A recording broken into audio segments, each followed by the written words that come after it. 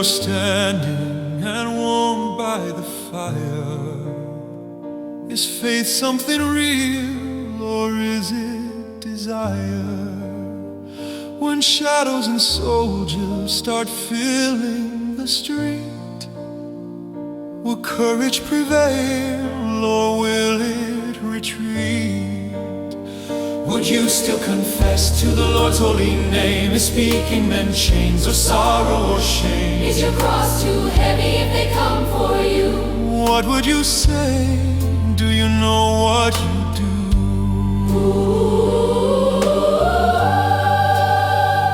The supper was done and the twilight was near, when Jesus predicted that chaos would appear.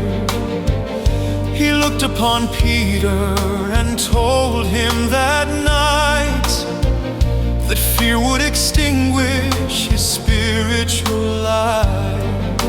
He said, before morning you'll turn and you'll flee. 3 times by the fire you will say you don't know me. But Peter was proud and he made a strong stand, saying, I would give up my own life for your command. Will the rooster crow on the soul in your chest when the darkness arrives and they bring up the test? Will your spirit confess when they bring on the blame, or will your mouth be quiet and feel only shame? Is your faith just a song or a fire that can glow when the darkness arrives? Will your rooster crow? Then Judas betrayed him with tears and a kiss, and Christ was arrested for times such as this. When they marched him away in the temple's dark deep, his followers faltered and started to weep. Then Peter came following far out of sight and tried to blend in on that cool, lonely night. He found a small fire where servants were bound, and hoped that his face would not ever be found. A small servant girl looked on Peter with light. She recognized him from the daytime so bright. She pointed her finger and told all around, this fellow was with him when truth could be found.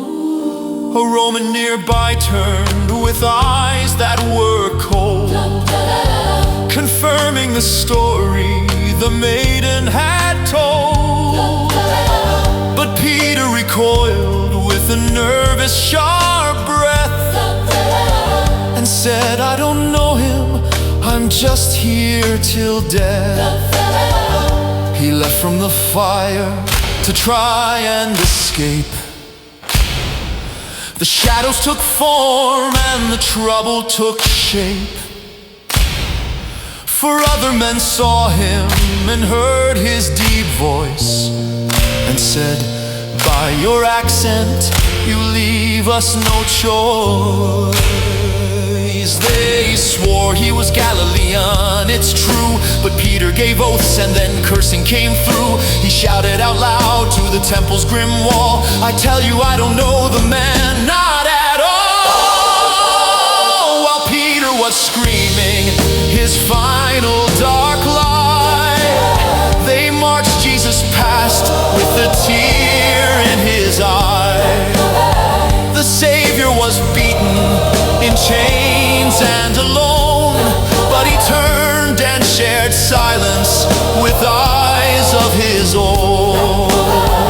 It wasn't the glance of a cold, angry God, but sorrowful knowing of paths that he trod. in that quiet connection all words ceased to flow. A rooster's dark sound had finished the show. The prophet prophecy landed, the crows split the sky. The boast was forgotten, the truth was a lie. He left from the fire, he needed to flee, to weep in the shadows in deep misery. He had turned on his Savior, his captain and guide, and let go his spirit for fear in his pride. He'd left Jesus there to be beaten and torn, and wished he had never or ever been born.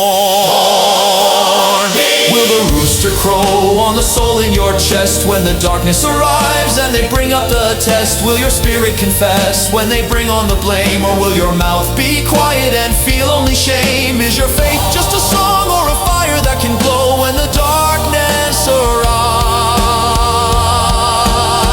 Will your rooster crow?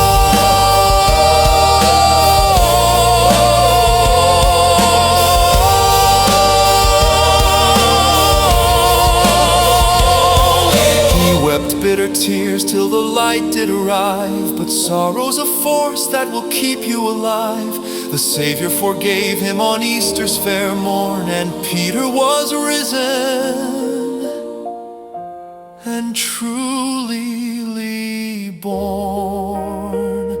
He learned about weakness, but also about grace, to finally meet his own Lord face to